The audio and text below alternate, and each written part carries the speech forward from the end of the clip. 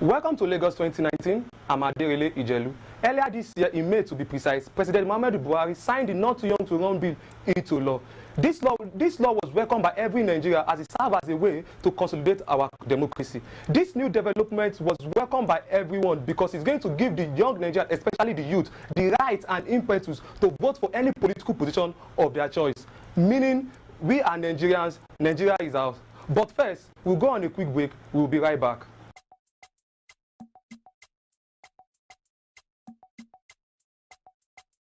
Welcome back from the short break. Joining me in the studio today is one of the beneficiaries of the Not Too Young to Run bill, an aspirant contesting to represent the people of Eti Osa 1 constituency at the Lagos State House of Assembly come 2019 election, Honorable Olotu Ikmomosa. Thank you for coming on the show, sir. Thank you very much. Thank you. Let's start with your involvement before joining into politics. Before I got into politics, I'd worked in different companies, multinationals. I'd worked in the FMCG and also in telecoms, basically. And I worked mainly in business development and also in sales.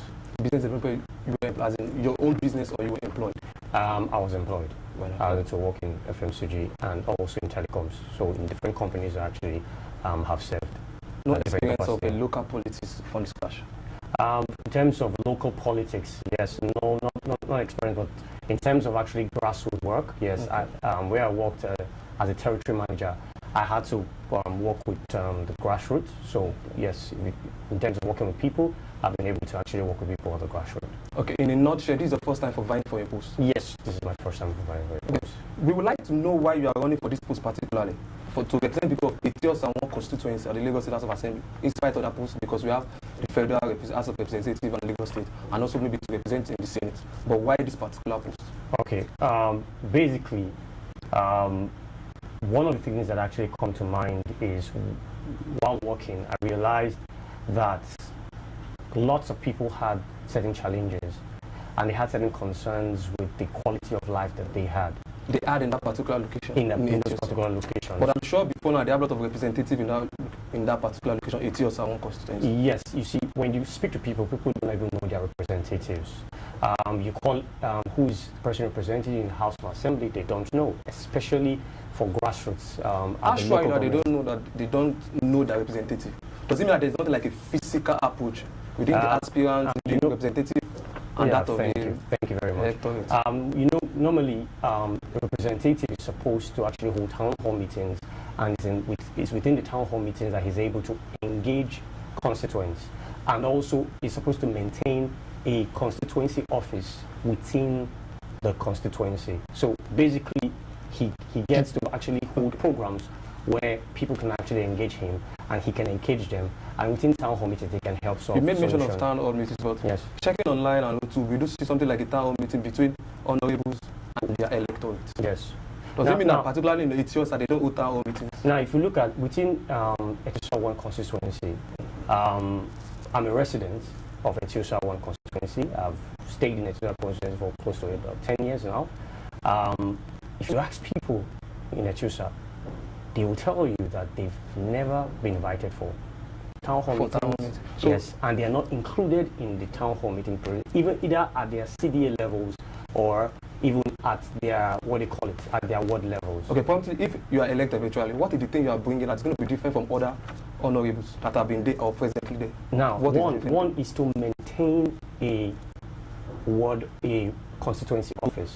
Another thing is to ensure that they are engaged. For example, you know, bills are before now proposed. They are not engaged. No, is that what you're trying to say? Yeah, let me explain. Now, bills are meant to be discussed with the people at town hall meetings before, as in you review it before it's actually passed into law. House. Yes, at the State House. So when you pass your first reading, second reading, and third reading, it goes into a committee stage where you have to engage constituents at town hall meetings so that they understand the implication of the law. Not only that, but so that they can actually be part of the process.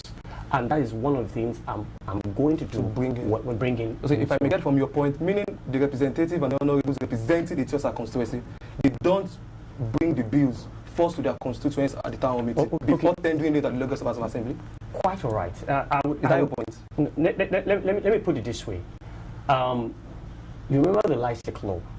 When the LISEC law was passed, I was driving from Ajah to Ikeja, and in the news, it passed the first, second, and third reading the same day. The governor consented to it the same day. That, in my opinion, is not actually engaging the people before you pass the law. So that actually answers your question. Second of all, if you look at the tenancy law, the land use law, it passed the first, second, and third reading the same day, and did not go to committee stage to discuss at town hall meetings with the people, and it went into law. So that's basically your difference now between you and the present honorables are engagement. You would like to engage the people. Yes, I would love to engage the people. That is one. I would love to be accessible, because that is the essence. Sorry to cut you short. Yes, no I still problem. have some questions to ask you. Yes. But first, we'd like to go on a quick break. We'll be right back. Thank you very much.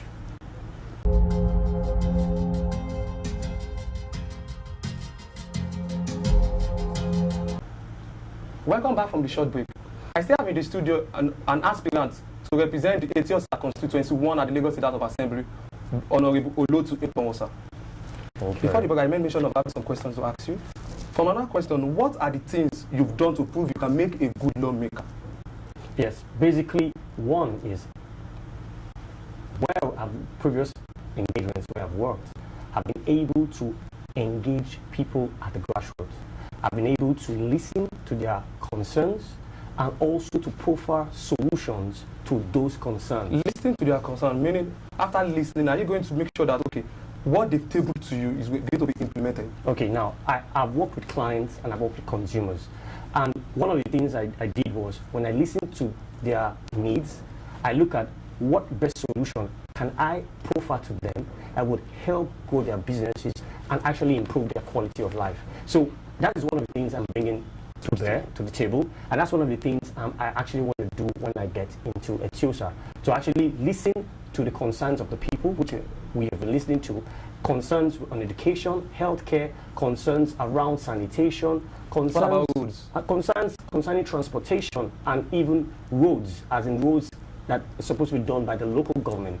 So those concerns, just a minute, those concerns are things that I'm looking at, actually listening to, looking for solution, but the solution is going to be one I work with them to actually profile, and so that they get buying into actually what I'm trying to do. Okay, this is Nigeria politics. We know Yes. there are some scenarios whereby politicians are going to campaign before the election, Yes. and after getting elected, their policies are not fulfilled. Yes. Would that also happen to you? The answer is no, and I'll tell you why. While working before now, I have been able to actually be dedicated to my work, and I deliver to actually grow the organizations that I've worked with. And I'm also promising and committing to actually being accessible to constituents and working to ensure that these laws, these policies help to improve the quality of life of every Lagosian, irrespective of ethnicity or religion or gender.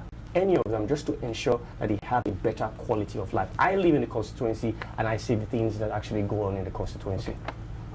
In the constituency, so that means you have a place to get closer to the people. Yes. And you know what the people want. Yes. Okay. Fine, and there's one particular question, just a question that I would like to ask you. Let's start with the involvement. Like you said, that there are a lot of involvement before now and then. Looking at from my research, I've seen that, okay, there are some political big wigs that have sponsored some politicians. How can you stand the test of time with these people that may have some financial backing compared to you? What are your watches? Okay, now first and foremost, COA does not believe in godfatherism, because COA party as a party believes that people should fund campaigns. By themselves?